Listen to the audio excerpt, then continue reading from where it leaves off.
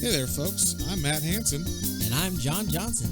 And you're listening to Planes, Trains, and Comic Books, the podcast where we discuss favorites we've reread, comics we want to read, and everything in between. And here's the comic we picked this week. Hey there, everybody. Welcome back to another episode of Planes, Trains, and Comic Books. Today we got a fun one, an interesting one. Yeah. One that you might not have heard of, or maybe you've heard this idea a lot before, but this was the first time it had been done as far as I know. This is a book called Fables, which is a Vertigo book, which is like DC's mature imprint in the, I guess, 90s and 2000s that they don't have anymore. But like books like Swamp Thing, Hellblazer, Why the Last Man, these were like independent kind of story ideas that like he gave creators that were like more adult, like free reign over their creation or whatever, and they could do whatever, and it didn't matter. It didn't like children knew they're not allowed to read this stuff or whatever. So, but yeah, this Fables specifically is a book I wanted John to read because I'd read this, I don't know, 2006 or something. I think I read like the first 10 volumes of it as it was coming out. That was like when I worked at the comic book store, and I just wanted to see what you thought of it because I liked it a lot, but I also like the only place to start is this first trade because it's building a whole world. So it's like, unfortunately, we had to read the first trade because later on it gets better. But I figured this would be like the place to start, and then if we want to read more, we can go from there. But it's a series from 2002. It started, and the basic concept of it is, what if all the public domain fairy tale characters that you know, like Snow White, Big Bad Wolf, Cinderella, Prince Charming, everybody, Pinocchio, all those cartoons that are like that you love from Disney that are now in public domain characters, or actually they're all old fable tales from like back in the day. What if all those characters were like kicked out of their lands by someone named the Adversary, and now they live in New York in this little town that they've just called Fabletown now. But it's like, I don't know. Did they say where it was in New York? Is it like Brooklyn? It was like upstate New York. No, that's the farm. The farm is on. It's like a farm. This is like, I guess this is like anybody who can pass as human or can like afford a glamour spell can live in New York City in Fabletown. That way the humans don't, care about them or whatever. And then if you don't, like if you're one of the three little pigs or, the three blind mice or whatever else. Some other a troll or some weird creature. Yeah. You get to go live on a farm upstate. So it's a real farm though, thank goodness. Yeah. They're not all dead. They don't slaughter animals out there. Not that I remember, at least. So maybe they do. I don't know. The next trade was called Animal Farm. So maybe they do slaughter people. Oh, Jesus. But yeah, so like that's the basic premise is like these fairy tale characters that some of whom you may not have heard of. Like I didn't know some of these characters going into it. It never really bothered to learn who they were when I was reading it before. So like John filled me in on some of their origins, but yeah, there were one or two. I was like, I had never heard of this fable, and I was like, I can't. Like I read like one or two of the books with it, and I'm like, I have to know this person. This is bugging the crap out of me. So I had to go and like at least look the basic story of what it is. Right. Like, okay. Yeah. So this specific book features Snow White, the Big Bad Wolf, who's now a person, or he can turn into a person, kind of like a werewolf, but at will. And they call him Big B, which is funny, or Big B. Yeah. It sounds like a real name. And then a woman named Rose Red, who's Snow White's sister, which I'd never heard of her before. Oh yeah, I actually knew that beforehand. This part of the Snow White story. She's See, I've never read Snow White or any of that shit. So yeah, it's like in the traditional story of Snow White. She has a sister who is definitely more of a free spirit sister. Okay. And then we got Jack from Jack and the Beanstalk, who I particularly like a lot in the series. He gets more fun later on, but like in this he was kind of an idiot or a dickhead. But and then there's a guy named Bluebeard, who's some French pirate or some shit, right? Or French nobleman. Yeah, this is one I didn't know. So I had to look it up. Yeah, and it was like some 1700s fables. This guy who had a lot of wives. He was known to have he was super rich beyond your dreams, but he had a lot of wives over the years. Who vanished, I guess? Or? Yeah, and they disappeared. And long story short, no red flags there. Yeah, this new girl was like, okay, I'm gonna marry you. So they get married, and he's like, here's the keys to my mansion. There's like 100 rooms. You can go in every room except this one. And again, long story of it short is that she goes into that one room and finds the bodies of all of his ex-wives. And there's a little drawn out like, you did what I told you not to do. So you're going to end up in there. And right before he's going to kill her brother save her or something. I don't know. Okay. Whatever. But I didn't know what Bluebeard was. So so Bluebeard, is a character I wasn't familiar with, but apparently he's a French asshole nobleman. And then Prince Charming is in this. And those are pretty much the main characters of this story. Oh, Beauty and the Beast are in it. They're in it, but they're not part of the main story of this. So there's like we said, there's other characters that are mentioned or seen, but these are like the 6 main characters in this story. So basically it starts off with kind of a bang if you, I guess, were thinking it's going to be all cutesy and everything. And me and John were talking about this earlier, but the problem that this book has mainly now is that 100 other TV shows and properties have done this idea since this book came out. Yep. So like you get the show Once. Is it called Once or Once Upon a Time? I think Once is Once Upon a Time or something. I don't know, whatever it's called. It's like whatever, these fairy tale shows that come out, and they're all about like these characters that they're all public domain and they tell their own stories or whatever. So this kind of was the first property or like thing that ever used that.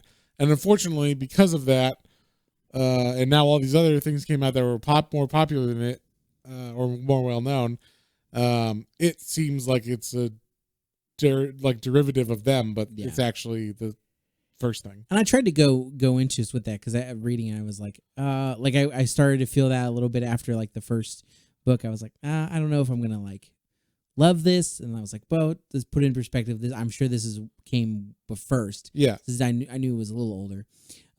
So I tried to pull that into it, but it still kind of fell into the into an odd trope of that. So yeah, it definitely.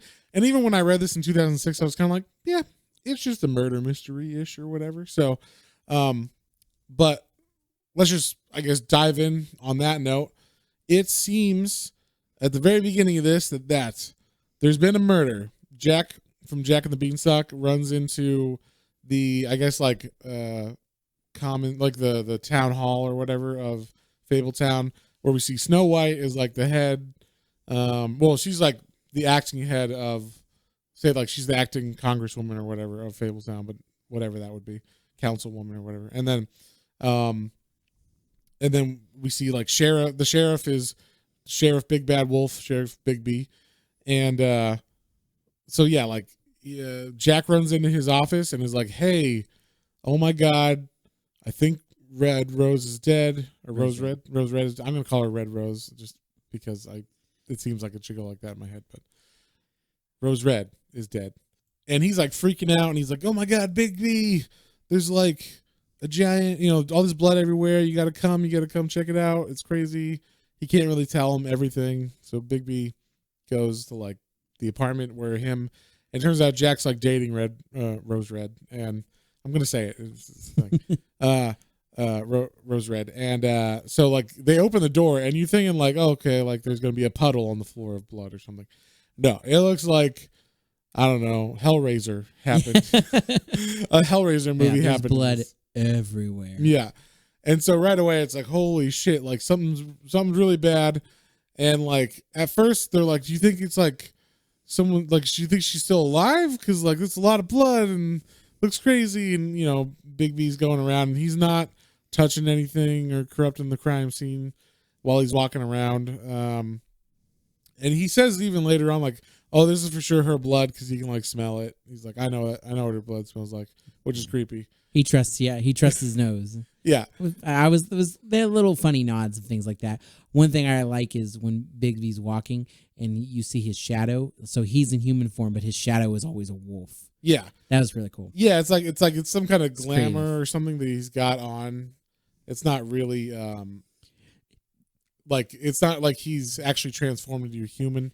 Yeah, that's one thing. They mentioned magic. I'm just to interweave kind of with that is they talk about magic a couple times in this, specifically with like the inside of buildings being bigger than they look, like kind of like made me think of like Harry Potter when you go in, it's like a little tent, but then it's like, oh, it's like a giant room. A huge room. Or there's like, it looks like an apartment. Like Loaded Weapon when they go into Emilio Estevez's trailer and it's like a giant palace inside or whatever. Yeah. And that's what, like one of the places they're like, oh, he lives in this apartment. They go in and it's like, you fit like a mansion in this apartment somehow, and it's magic. Yes. So like they tease the magic, and like some people have a glamour. Obviously, him, Beauty and the Beast are up there for something. And that's one of the things I did like about this, that they're trying to like build the world, obviously, in this underneath this murder mystery, and like they cut to like Snow White's office as Bigby's running out with Jack, and it's like a giant office with all this like mythical artifacts and everything, and Belle, I guess it's Belle, Beauty and the Beast. They're talking to her, and Beast is like, I can't like change my face because she's the one who turns me into a human by her love. So if she stops loving me, like they're having marital problems. Yeah. And he's like, she seems to have stopped loving me somewhat, and now I'm getting like teeth and like my hair's growing again. And like that's where you learn, okay, Snow White says like, oh, if you can't like look like a human, you're gonna have to go live on the farm. And he's like, well, make her like love me again or whatever. Like there's no way to fix this or whatever. Yeah, and I liked all of his dialogue text was like, you could tell like the first, middle, and maybe like last letter, but it was garbled because of his big teeth. Yeah. Brushes make me love me. Yeah, exactly. So I like that they kind of interweave like the mundane stuff into it too. Like now this is bureaucracy and we live in Fabletown, and this is kind of how it is now. Yeah. Which is funny. But also they introduced like the idea that, okay, all these people came here, and even if they had like riches when they were in Fableland, they don't anymore because they had to basically run out as fast as they could to escape the Adversary. And we don't know who the Adversary is, but apparently they took over the universe or the world or dimension that the Fables lived in, and that is why the Fables now live in Fabletown. So they're like, yeah, well, he's like, I can't, go to buy like a glamour spell or whatever because those things are expensive and I don't have any money. And so like basically she's like, well, just get some therapy with your wife and make her happy or whatever. And they leave it at that. But I just thought that was funny that they like go into the mundane stuff and you get to see like what Snow White has to deal with on a daily basis. It's like not only is she dealing with couples therapy sometimes or whatever, if it deals with like the rules that they have to maintain to live in human world, but like also she's got to like solve a murder of her sister and like all this crazy stuff. Yeah, I just thought that was worth mentioning. So, and then also we get the introduction of this character who I guess has been away for a while because he can live in the human world no problem, and that is Prince Charming. And apparently he is like the suavest, most he's like the, I don't know, like the most toxic masculinity guy ever, except the women, like he's able to charm the women so they're in on, like they're down with it.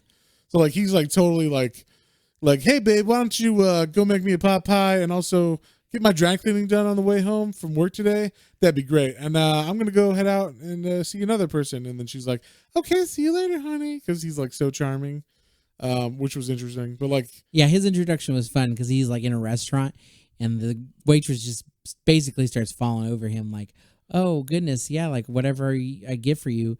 And then it's like, it would be nice if I could get your phone number, but I was pretty much going to skip out on the bill. And she's like, oh, well, you know what? I'm getting off anyway, so we can just like go on a date now afterwards. And I guess I'll pick up your tab. That's fine. Whatever. Yeah, that part where he was like, I was going to skip out on the bill. And she's like, oh, that's fine. I'll pay for it with my money or whatever. It was just like, whoa, this dude is totally like, it's like reading those books, those like How to Get a Girl in 10 Days books or something that those like assholes write. Yeah. But like if it was in real life or something, like that's how it's supposed to work. Like you're supposed to be a douchebag and then she's supposed to fall over you or something. Yeah. And it's like literally the next panel is like, so you want to go back to my place and, have sex? Yeah. And he's like, yeah. Yeah. So yeah, basically that's like what's going on in the background. Like he came back. They're kind of setting up this world where you get to see where Snow White is. And like Bigby now has like a murder mystery to solve. And we kind of see how he's living where he lives in a really shitty apartment. And it's funny, one of the 3 little pigs is crashing there, and he's like, the pig's like, this is what, he's like, you can't just stay here whenever you want, pig. You have to go back to the farm or else you're going to get in trouble. And the pig's like, this is your penance for blowing down my straw house, you son of a bitch. And I just thought that was funny, like the way the pigs, they can talk and everything, just like in their fairy tale land, but now they have to pretend to be pigs if they want to like live not in upstate New York, I guess. Yeah. But yeah, so and another thing that they do in this first issue, when Bigby goes before he goes home, he when he's looking at the whole crime scene, they show all these little photos of stuff that like come back later, but you don't know what they mean. It's just him looking at this scene or that object or whatever, and he doesn't talk in his head or anything, so we don't have any concept of what he's just like thinking about in his head while he's walking through the crime scene. And he just he makes it seem like, yeah, I'm really into this crime. It's definitely murder with the amount of blood that's here. And, like I'm going hard on the paint and like after all the suspects. So the suspects are like Jack, obviously her boyfriend. And then we find out there's this other guy named Bluebeard who's like her lover for right now. And apparently she's been engaged to him for a year and no one knew about it. And they had some weird contract because everybody knows Bluebeard kills his wives, as John described earlier with the original Fable. And so apparently, if you marry him, they don't know what's going to happen now because it's in the real world. But assuming he continues the way he was before, there's this fear that he will kill you. And so she made it was basically like kind of like a sugar daddy thing where she's you give me money up you front. give me a bunch of money up front, and then I'll marry you in a year, like on this day specifically. And that just happened to be a couple days before this date, like that she was murdered. Yeah. So like he's a suspect. And then Bigby says even Snow White's going to be a suspect. Yeah, because I guess she's been kind of estranged from her sister too. Like, yeah, because we find out later that Prince Charming fucked Rose Red. Yeah, I did like this. Prince Charming has actually been part of like half of the fairy tales in this, because he was married to Cinderella and then he left Cinderella for Snow White, and then he was married to Snow White but then slept with Snow White's sister Rose Red, and that's why Snow White got rid of him. Yeah.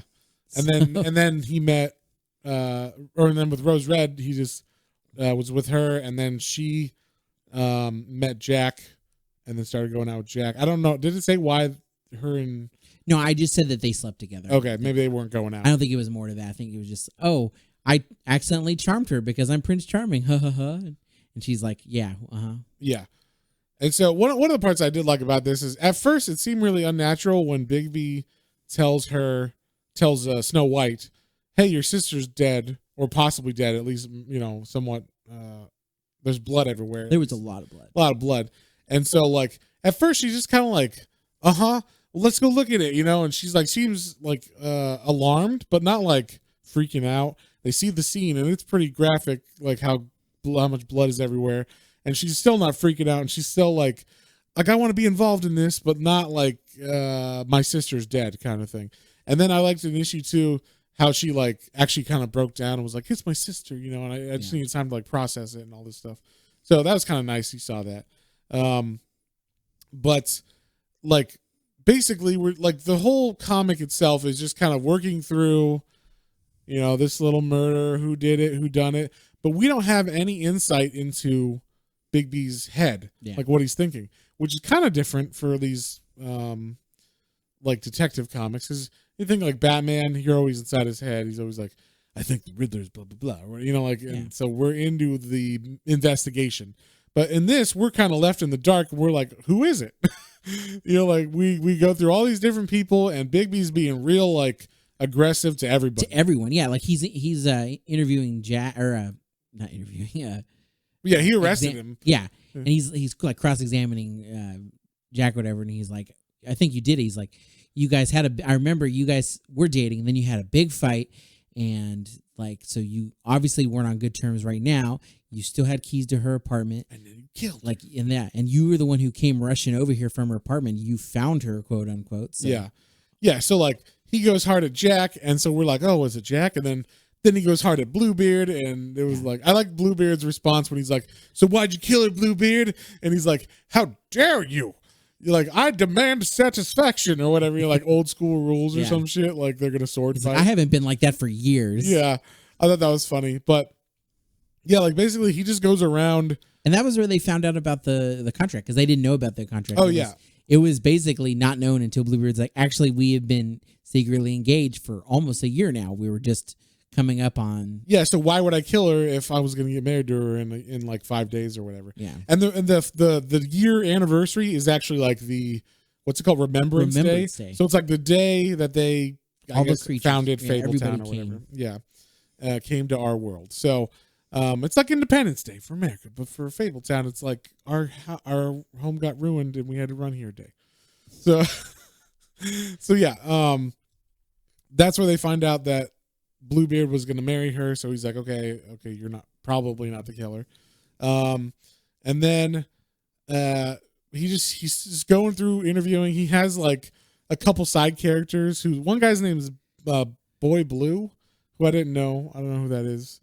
And then another guy is called like the Frogman, but I think he's supposed to be the frog, the actual frog that turns into a prince. That's what I thought too, yeah. But he's just he looks like a human, but he's still, I think it's the glamour that he's got on him because he still acts like a frog sometimes.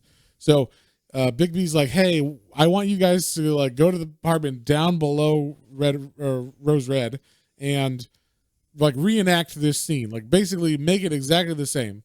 Take all the furniture, make it look the same.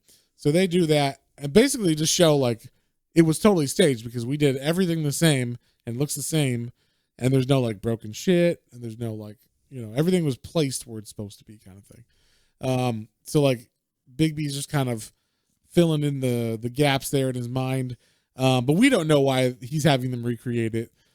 This is all definitely like an old school whodunit murder mystery like Clue or what's the new one that came out? Knives Out. Yeah. We're kind of as the audience or the reader like, I wonder who did it. And we don't know, and we're just kind of following this detective, not knowing his thought process until the last issue, which is like, this is how I knew this or whatever. So it was just kind of interesting to see that. But I like there's little things going on in the background, like Snow White's still doing like her day-to-day job, and she sees, I guess there's like the official like head person of Fabletown, but it's like she does all the dirty work, and he's just like the guy that signs the checks. And what's his name? King Cole, which I don't know who that is. Old King Cole was a Mary Old Soul. Oh, that King Cole, that son of a bitch. Yeah. So yeah, he's literally just a big cheesehead guy. Yeah, he looks like Teddy Roosevelt or something. Yeah, and so he's like, all he's worried about is because on Remembrance Day, it's also the day that like basically they get all their voluntary taxes and stuff. Like everything in this is a voluntary society apparently because they have to like get money from everybody for all these programs and stuff if they want them for like a sheriff or for to have. So they can still have their own like Fable-esque stuff in the Mar world. So like they don't collect taxes because they have to pay taxes normally to live in America or whatever. But in here, they're like, also, please, if you can give us some money, right, then we can have like special programs for like, I guess like marriage counseling for the creatures. Yeah. And so what I'm hearing is this is a libertarian society because it's all volunteer taxes and whatnot. But anyway, one thing we kind of passed over a little bit was, like we said, most people are broke in this Fabletown because they had to lose their fortunes. But everybody still has like the deeds and stuff to their castles and their namesakes and all that stuff in Fable world, but it's now not worth anything because they can't go back there to get it. So that's why Prince Charming actually came to town, was because he was like, I got a great idea. I need some money. It's Remembrance Day coming up, and I can sell like all my deeds and title and everything, which means nothing anymore, for a bunch of money, and then that will, make it make me a bunch of money, basically. Yeah, because apparently he just been running through whatever money he did have when he came here, and then now he's broke. Yeah, and then so through this whole thing, As we get closer to the like whodunit issue, rumors are being spread around the Fables, like because Jack has still been arrested, and so they're like Jack chopped her up into little pieces and spread her skin around, and like he's basically Buffalo Bill from Silence of the Lambs or some shit, and so like Bluebeard is like hearing all this, and he's like, oh my god, I'm gonna kill that fucker. So he like breaks into the prison or the jail. He doesn't break in. He walks right in. Well, that's true. He says like, oh, I have permission or whatever. Yeah, I brought lunch for Jack because Big B told me it's cool. And then Big B like shows up like I guess just a few minutes after that, and he's like, "Hey, I'm bringing lunch for so and so." And he's like, "Really? That's weird because he's getting him fat." Yeah, man. he's getting him food right now. Yeah. What? And this was cool because this was awesome. Yeah, he's like he starts running down the hall to the jail cell because he like I said he got there just a few minutes after Bluebeard, and this was cool because like he's running and it looks like he maybe is like growing hair or whatever on him, and then his shadow starts to get bigger and bigger, wolf looking. It was really cool. And then he actually turns into like like you said, the giant wolf. It looks crazy. It was one whole panel of this scene was really cool. Yeah. And like he's like, you better let him go or I'll fucking kill you. And like Bluebeard's like, I'd like to see you try. I've killed many of your kind in the past. He's like, you killed them when they were like, when you had like a spear and like all your men with you and all this bullshit, not just one-on-one, you son of a bitch. Like, so it's pretty interesting. That like it was cool to see him like in his feral mode. Yeah. So that's like basically pretty much everything like kind of leads up to this one big moment where it's Remembrance Night and we're like trying to figure out like what's going on, like who done what. Oh, but right before that, there was a couple cool little things. They were just kind of like breadcrumbs leading into the Remembrance Day. So it kind of talks a little bit, and I like they changed the art style. It kind of showed a little bit about like the Fables lands and how. Oh yeah, I like that too. Yeah, they like all, and it was kind of neat because they were like basically, while they were all connected, they all were like living in their own worlds basically. Like even though they knew of the existence of others, they weren't really like concerned about them. Right. Well, which makes sense because like you think all the different Fables there is, like how they don't all know each other. They don't go to each other's parties or whatever. Yeah. But that was cool. And again, like the art on this changed. It got more colorful. It got more like every piece of the page filled up with like some kind of like foliage or creature. It was you could tell they definitely were like, this world is wild and crazy. Yeah. So, and then it shows like this person or this creature, the Adversary. We don't know. Some people were like, oh, he was just like, what are the creatures with the, like the fawn kind of. Yeah, like what are they? Like Danny sprite? DeVito from Hercules. What yeah, something like that. And some were like, oh well, they actually think he might be like a part god or something. And basically, he went around from one to another and was like, hey, I'm just gonna like come in here and probably take over this one little area. Like you guys don't really care about them anyway. And they're like, yeah, it's just a 3 by mice or whatever. Yeah. So and then people were like, yeah, that's fine, I guess, because I don't really care about them. And so he started doing this one by one, and basically it was too late by the time they realized, and he was taking over all the lands. And so they had this last ditch effort of like everybody coming together and like, how are we going to solve this? And they solved this by running away. Yeah. Like they made a door, found a door, and they're like, we're out of here. They leave the land. And I'm wondering about the door only because it comes up later. Okay, well, one of the creatures that they kill was like a big lion, and I didn't know if that was like Aslan or something. I don't know if that's public domain. I feel like that's not old enough. It might be old enough, but I don't think it's Aslan. I don't think he goes in any of those characters. Okay, it just seemed maybe it was just a reference to that without it being that. Maybe yeah. They killed like this mighty lion, and I was like, oh okay. Well, you know what? That might be what because if they kill him, they don't have to mention him again or anything. But. That's true.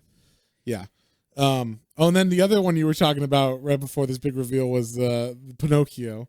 Oh yeah, so they have the party and everybody's coming in for Remembrance Day.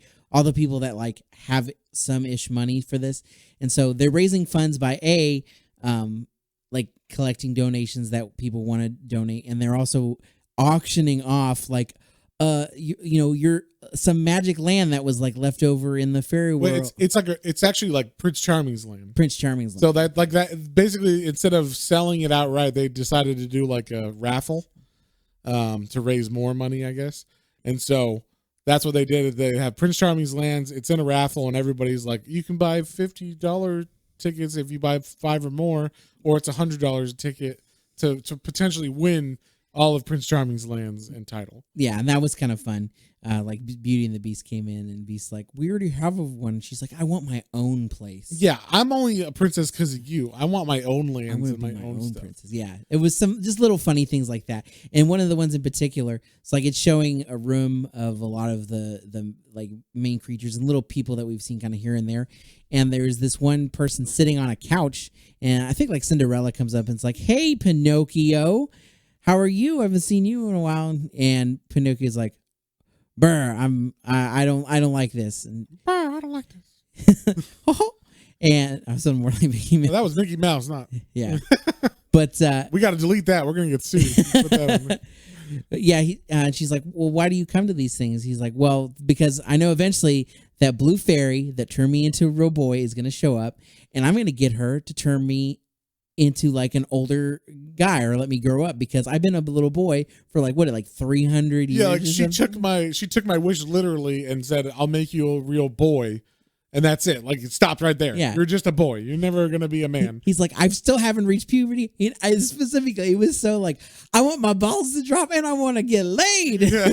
So that's like a funny, like, just the plight of these certain characters in our world is funny. Like what would he really be like in the real world, kind of thing. But then like in this party, Big B's kind of going around schmoozing, and Snow White's like I thought you fucking knew. Like, why aren't you telling us and revealing this stuff? He's like, patience. Like, we had to get through some of this stuff. So he's setting all this up. So he's got to let the raffle go through. He's got to let a couple things happen, and actually it's there that he kind of gets the last piece, because like, so I guess he went with Snow White as like his date to this gala for Remembrance Day, and like they go out to dance on the floor, and they're kind of talking, and he's never danced before, so he's also not a good dancer. And she's like, don't look at your feet, but don't look at my boobs either. And he's like, why are you wearing a dress like that then? She's like, because that's how we know who is a gentleman and who's a sleaze who's going to stare at even when there's boobs like these in the room. Yeah. I liked how perfect Snow White boobs. Yeah, I liked how confident and like proud of herself she was. Yeah.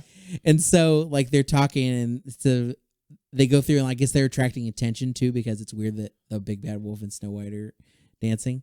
And so she's like, well, do you want to just like go get some food or something? And he's like, yeah, let's do that. And she's like, well, we'll see if there's anything good, because if there's anything good most of the good food is probably locked up from all the, the caterers saving it for themselves. And he's like, that's it. That's the last part I needed. Thanks. Yeah. So then he's like, all right, everybody gather around. Now I know I'm going to reveal who killed Rose Red. So then like everyone's like, what? And then like some black hair girl was in the crowd too. And he's like Jack, he has Jack, I guess, kind of like be part of it. He's like, Jack, I want you to bring so-and-so around and bring your date. Yeah. And then like he pulls off the wig of the woman, and it's Rose Red. It's Rose Red. And everybody's like, what? And like a lot of people are pissed, especially like Snow White. They're like, why I thought you were dead. Yeah, like everybody's pissed off basically, because it's like he's been spending money on taxpayers. He's been abusing people, going above and beyond what he should do for the law for this or whatever. Yeah. So basically, we just find out like, it was all Jack's fault. Jack came up with a plan, rich quick scheme. Yeah, like he came up. This is like during the .com boom bust. This is a couple years after that. So Jack apparently is always a little bit behind on his schemes. So he was like, I got a big .com scheme I want to do. He's like, hey, remember those beans that I had or maybe didn't have and got people to try to get? Well, now I've got this great .com scheme. Yeah, and like basically he's like, but I need money for startup. So he asked Red Rose. God damn it, her name is Rose Red. I will keep saying it wrong every time. But anyway, he's like, I need money. We need money for this .com scheme I got. So basically, they come up with a plan, and that is to get borrowed money from Bluebeard by basically whoring her out by being like, I'll marry you in a year, but it's got to be in a year. And Jack's like, don't worry, babe. I know he always kills his wives and stuff, but like with this .com money I'm going to make after this loan, we're going to be able to pay him back no problem. And then we can just break the engagement and it won't be a big deal. I don't know why they thought it wouldn't be a big deal for him, but yeah, he wasn't happy about that. Anyway. And so they like stage a breakup, and then like Bluebeard, who had been like on it anyway, was kind of like, hey, and like sweeps in, and then that's when they like have their relationship. And so now that the reason why they had to fake her death, and he goes into a whole like, this is how he faked her death. Like basically they saved pints of blood for her, and that's what they had to lock up pints of blood in the freezer, so her friends wouldn't see it. Yeah, because she always had parties and people would be over all the time, so they had to hide it. And I like that part of it was there was so much blood, and he was like, bodies only have so much blood, and like unless you use magic, and that's where I thought maybe some more magic would come in. Right. But like there was way too much blood in this apartment for you to be alive still. Right. And so yeah, it was like basically they just bled her for, this was like months before, I guess. Yeah. Like, because it's like every month or every couple of weeks you can take a pint out or something. And so they saved that. Then they staged the crime scene. And then this is where it goes back to like the original issue, the first issue. And they show him looking like the same shots when he was looking through the crime scene. Like, here's her favorite ashtray, not broken. And like, this is where you get to see his inner thoughts of, even before Jack came to my office, or like right when Jack came to my office, I was suspicious because Jack said he took a cab and then ran up to get me, but he was like way out of breath, overacting like he always does, Jack. You know, like, and then like, so right there I was suspicious. Then I go there and your favorite cigarette or ashtray isn't broken, and your CDs that you don't like are on the ground covered in blood, but the ones you do like are fine. And your boombox there's blood over the entire room. Just the boombox, but the boomboxes doesn't have any on it for some reason. Yeah. So basically, he was like, I could tell it was a staged crime scene, which was confirmed by my idiots who staged it as well. And so, then basically, like Bluebeard's like, I will have satisfaction, and like they get all mad and everything. And he's like, you will marry me. Like, we have a contract and everything. And so. Basically Bigby and Snow White are like, all right, everybody, just settle down, have your fun night tonight. We will all like talk about this tomorrow. Everything will be settled.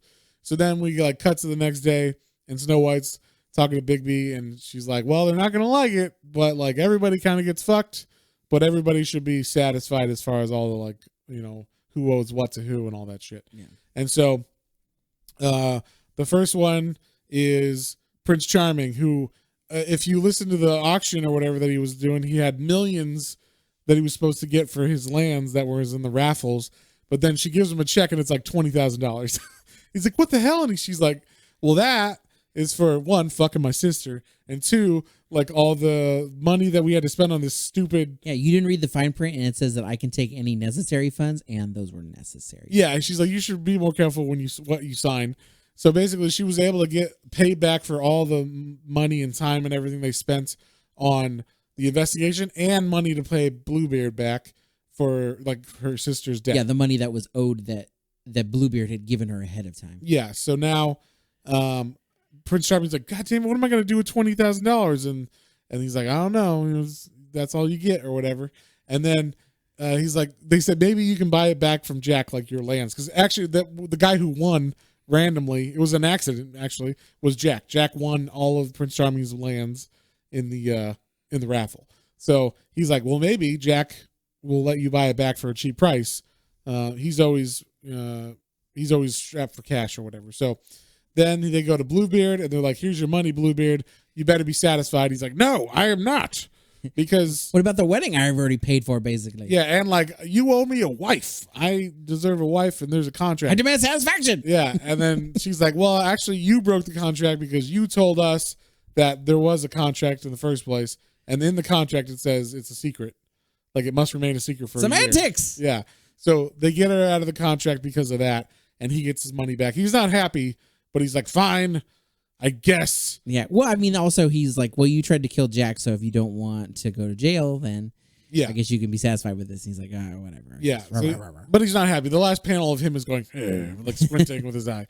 And then we cut back to a bench in a park where like Rose Red and Jack are sitting, and they're like, basically, you guys. Good news. Good news. You're out of jail, and you're not gonna be wed and murdered, on your wedding night or whatever.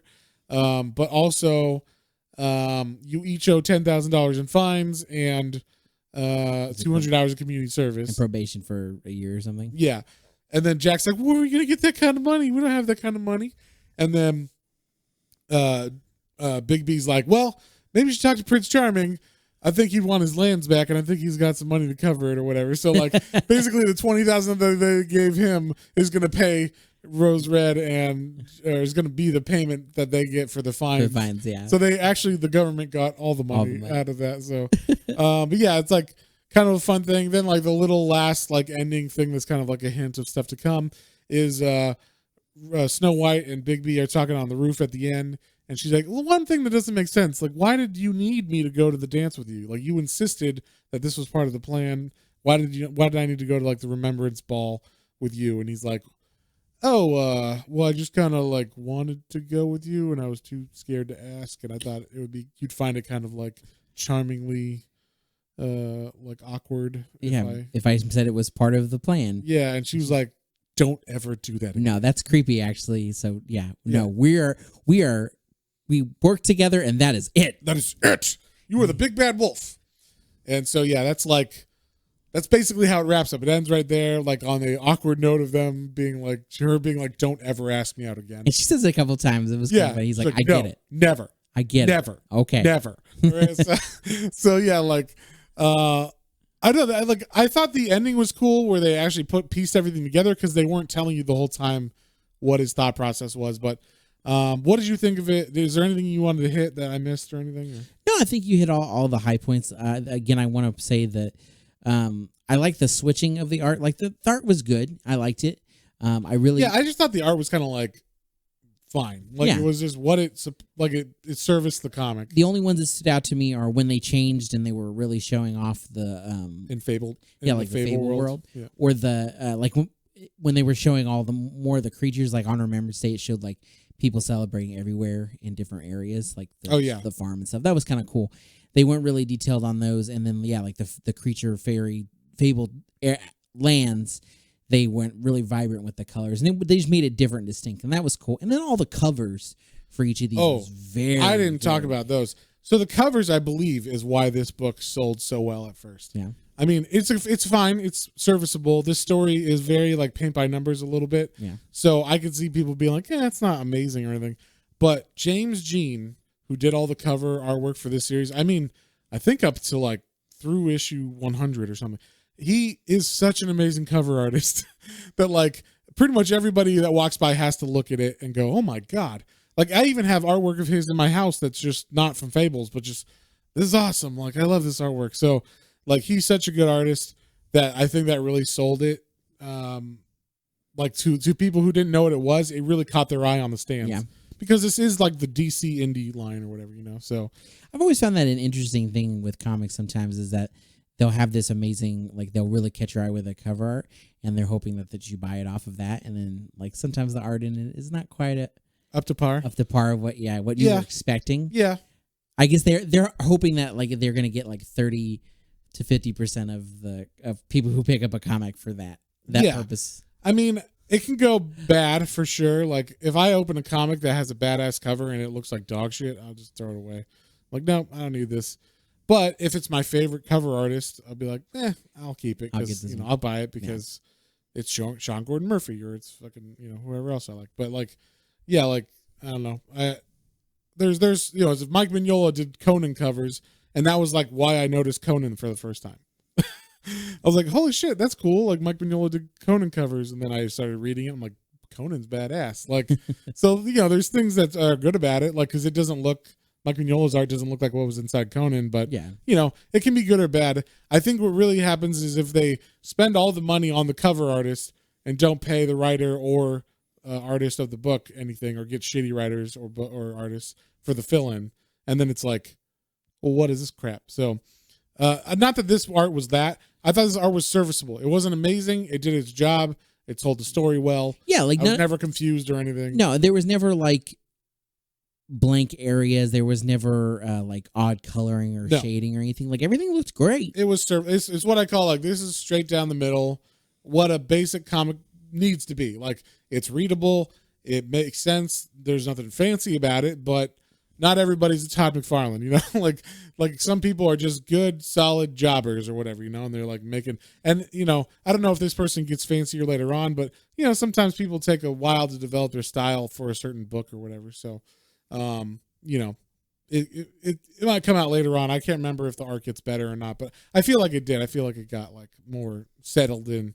But like this is just the first 5 issues. So, well, on that note, what would you give this one, John? So I was gonna say this. I think re-talking through it again with you, it kind of brings it up a little bit for me, because after the initial read and like I said, putting it into like it kind of makes me think of like my wife watches so many of those. All the shows your wife makes you watch. Of those shows. So it was like it was the same kind of story, but it had like I guess a little more unique elements and like things that made me laugh. But then, like, re-going through and taking it for, like, being, like, one of the first ones and whatnot, I think I'm going to give it a 7. A 7? Yeah. All right. Just, like, it's that solid. It's that good comic. It's one of the first ones. It's what's bumping, because I was going to give it a 6, but I'm going to bump it to a 7. I am going to give this one a 6, mainly because I know, because I've read further, that it gets way better. Like there's the storytelling gets better. It gets settled in itself and everything. And, like, the idea is just a little... It's right now. It's just an interesting idea that could become something cool, and I know it becomes something cool. So that's why if we read more ever, I don't want to like give this one a 7, and then that one's gonna be like an 8 or 9. Maybe deal with it. Well, no, I mean you rate this book as you wrote. Yeah. The only reason I think that is because I know later on it gets better, at least from what I remember. So, but I don't know if we'll ever read more because I don't remember where is like a good place to start, or, you know, for another. And then that's true. Like after this, the only thing I'm curious about, honestly, going forward, it's who the adversary is. Yeah. Like the rest, I was like, meh. Like, I mean, does Pinocchio and if you jump to that trade, I don't know if you'll understand everything that's going on. So it's kind of like this was a very like you need to read everything going up to it because for sure. There's so many characters, so many side plots. There was even like branch off series like Jack of All Trades or Jack of Fables is what. No, sorry, Jack of Fables was the name of the book, and it just follows Jack and the Beanstalk, you know, going around doing stuff. Yeah, like so Cinderella has a couple panels in this. There's a separate Cinderella story. Yeah, but she wasn't like a main player, obviously. So and then again, Beauty and the Beast. So yeah, and they cover everywhere. There's Pinocchio storyline. There's like the next, like I said, the next trade's called Animal Farm, so it's about all the animals, you know. Animal creatures. Maybe we'll read that and just. Hey, if you want to read more after the second trade, that's what we know. Okay, it's like a 7 or whatever, you know, or higher. But we'll see. But yeah, I mean, I'm gonna give it a 6 just because I know it can get better than this, and I mean, I just feel like it's not necessarily. I guess it is groundbreaking in the fact that it was the first one, but it just doesn't seem groundbreaking because we've seen so much of this before, like now, and unfortunately, it suffers from that. It suffers from that, and it suffers from the first story in a series. That you have to set up the world sometimes. Yeah, and it's like a murder mystery. Yeah, that's like, you know, like it's just very on like by the numbers. This is just yes, it's introducing stuff. There's some cool ideas, which I think is why people stick to it. Like they're like, it wasn't the best start. But there's enough interesting ideas. Who's the adversary? You know, like there's like things like that. You're like, oh, I want to find out a little bit more about this. I'll read the second trade. And then I think once you're in the second trade, it starts moving and you get more interested. And, you know, so gotcha. Maybe later on we'll read the second trade and kind of see how it feels from there. But yeah. Speaking of reading next. So next week we're going to read the new Teen Titans, the Judas Contract, which I have not read. You have not read, correct? No, I've never read any Teen Titans. I know the TV show a little bit, and that's it. Like the new animated one? Yeah. Okay.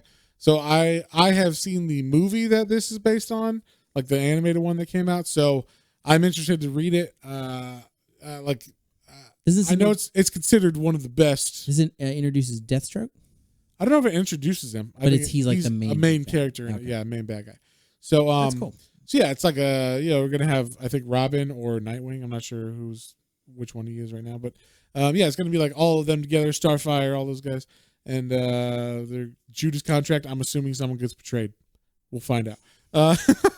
But yeah, read along if you guys want to read it and then like hear our thoughts on it, or if you just want us to spoil it, do that. And on that note, if you guys have any comments, questions, or suggestions, you can email us at Planes, Trains, and Comic Books, all one word, at gmail.com. Don't forget about our Instagram, Twitter, YouTube channel as well for exclusive content. We've got some cool hardcover reviews and statue reviews on there. And we've got some more fun stuff coming down the pipeline soon. Sounds good. We'll see you all next time. On the next one. Bye. Well, folks, hope you enjoyed that episode. If you did and you'd like to follow us on social media, our Facebook is Planes, Trains, and Comic Books. And our Instagram is @Planes, Trains, and Comic Books, all one word. And be sure to like, share, and subscribe for more recommendations to add to your weekly pull list. Thanks for listening, and we'll see you next time.